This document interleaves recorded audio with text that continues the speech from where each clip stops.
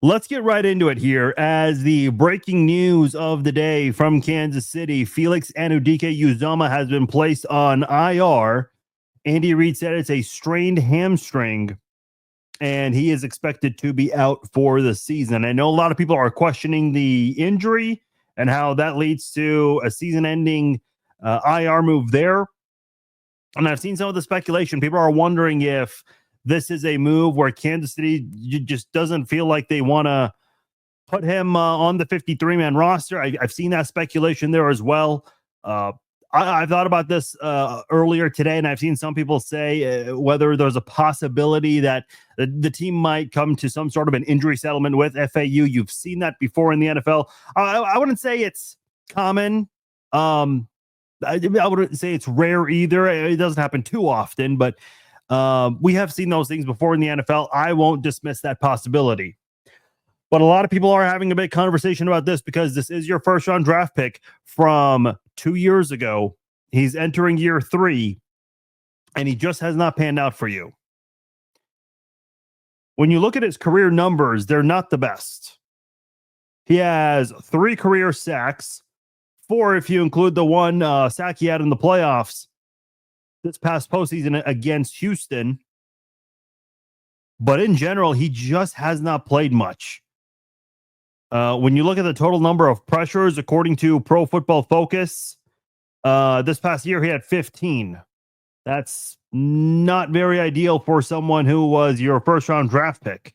When you just look at career numbers, in terms of total snaps that he's played with the Chiefs, 550 snaps.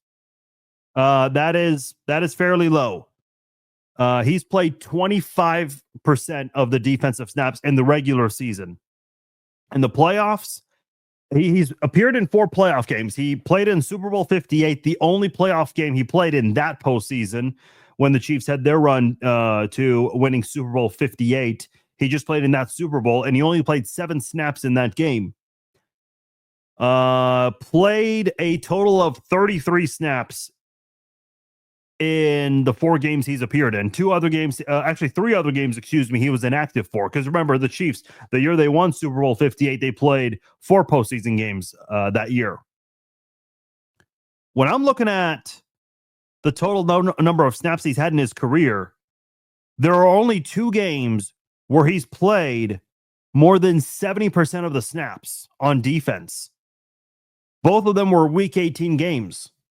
Last in 2023 against the Chargers, the 2023 season, technically it happened on 2024. And then this past year when the Chiefs rested their starters against the Broncos, he played 70.3% of the snaps against the Broncos. He played 73.5% of the snaps against the Chargers. That's the only time FAU's ever played more than 70% of the defensive snaps from the Chiefs in a game.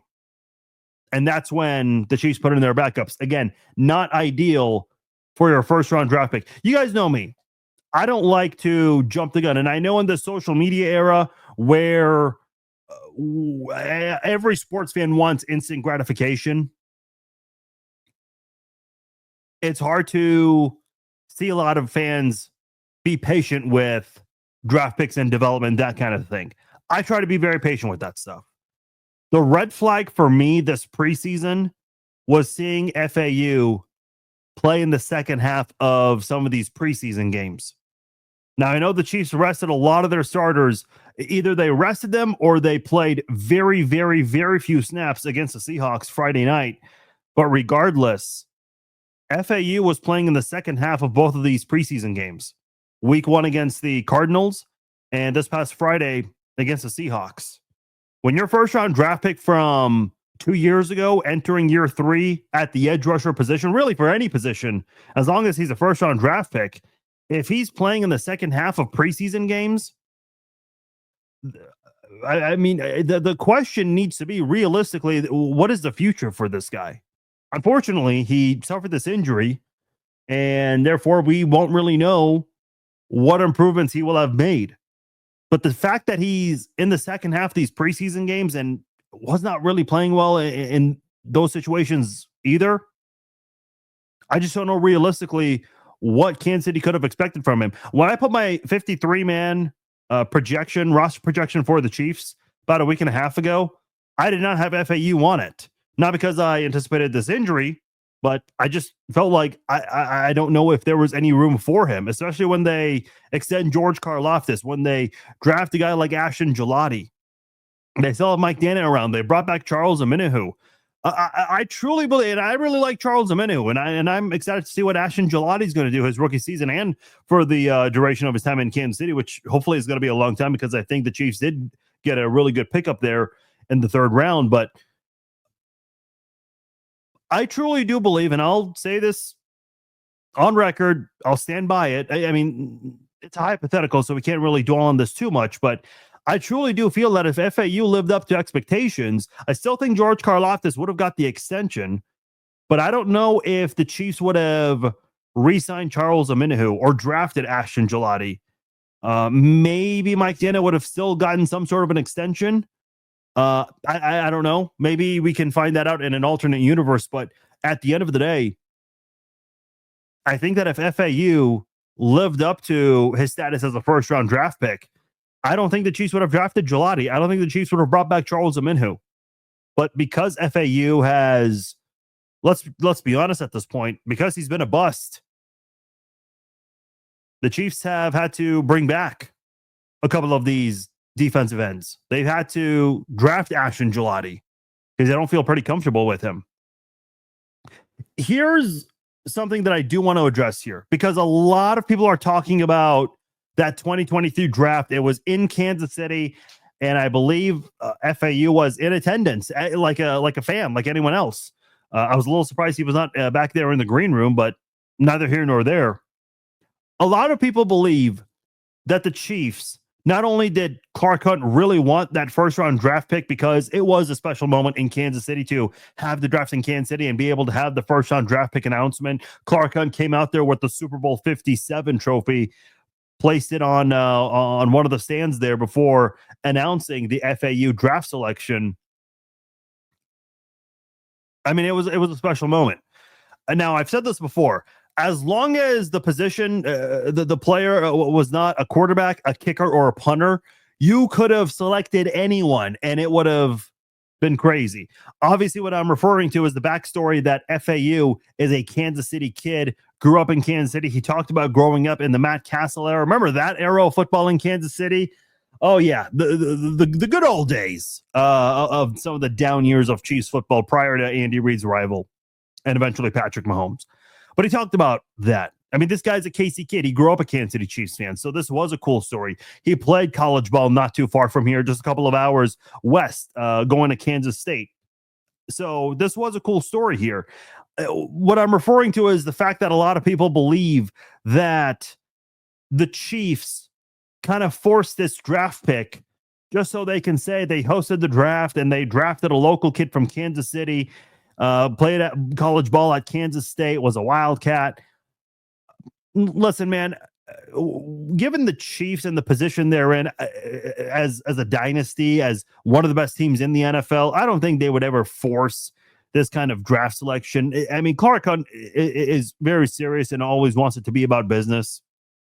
I think FAU was being looked at by some teams around the 31st pick. Obviously, was on the brink of going into the second round, but the Chiefs decided to take him, and unfortunately, just hasn't panned out. Do I think the Chiefs forced that storyline?